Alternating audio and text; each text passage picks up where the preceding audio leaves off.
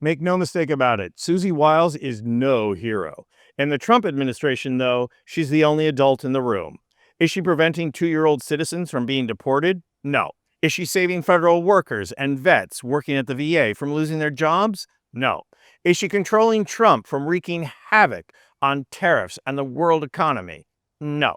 Like I said, she's no hero. I'll tell you what she is, though. She's the person who got rid of Elon Musk.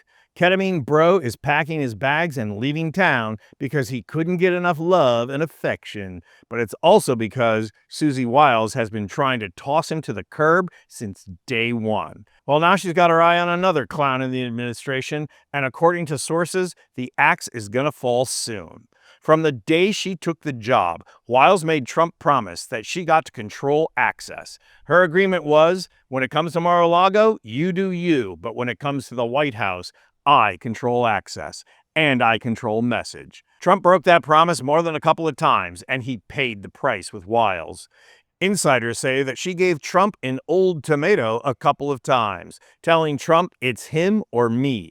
And you'll notice that Elon is packing his bags and she's still in the White House. Now, they're using the 130-day rule as an excuse, but Wiles has been after the head of Alfredo Garcia since he jumped around like an idiot on the stage at Butler. Don't get me wrong, Susie could care less about all the federal workers who lost their jobs, but Musk contradicted Trump and backstabbed him too many times like this.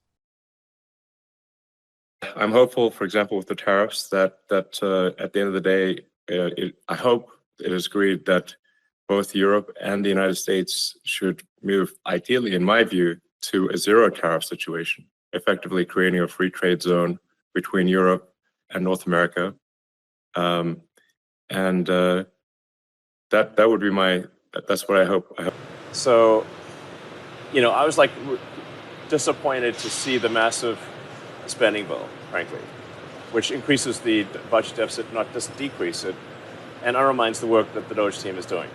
I actually thought that when this big, beautiful bill came along. I mean, like, everything he's done on Doge gets wiped out in the first year. I think a bill can be big or it can be beautiful, but I don't know if it can be both. My personal opinion. So it may have taken a little whiles to give Elon the boot, but she did, and now she's after bigger game.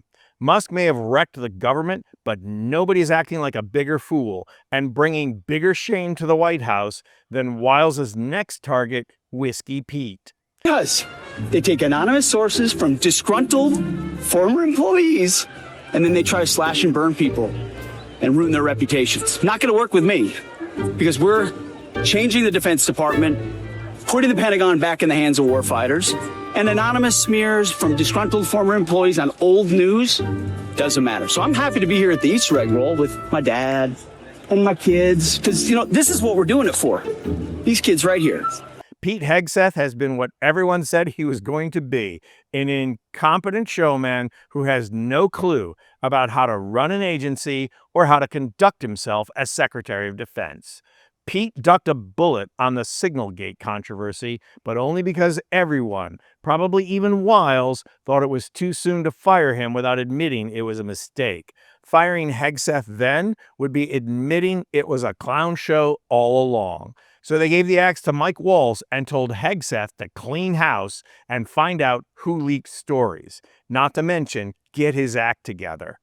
It was a pretty stupid request since Signalgate was revealed by the reporter who was added to the chat. No mystery there. Well, as Susie Wiles knew at the time, that's too tall an order for someone who knows nothing about running an investigation, let alone running an agency. And of course, as a raging incompetent, Hegseth surrounded himself with other fools and sycophants. As the press dig deeper, it was discovered that this was not the only time Hegseth shared confidential information. Again, he seemed to weather the storm, but that was only Susie biding her time. She knew he was going to slip up, and he did. Big time.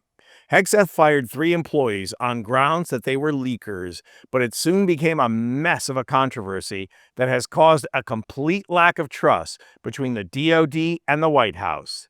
In other words, Hegseth has pissed off Wiles. Why? Because The Guardian broke a story that an investigation into the firings unearthed an even more alarming detail. The aides had been ousted by a warrantless wiretap. Unnamed White House advisors who spoke with The Guardian said they raised the issue with aides close to Vice President J.D. Vance, only to find out that the wiretap story was bunk.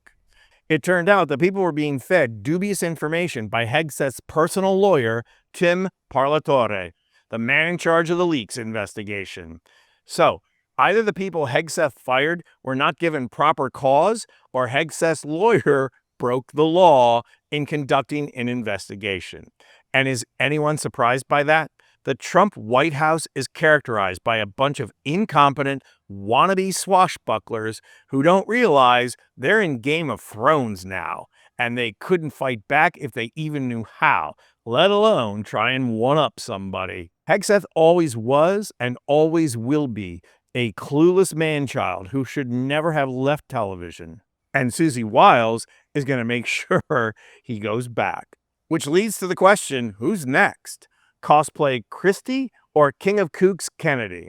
I'm not going to place a bet on it, but I sure can't wait until it happens. Reporting from Rome, I'm Anthony Vincent Gallo for Occupied Democrats.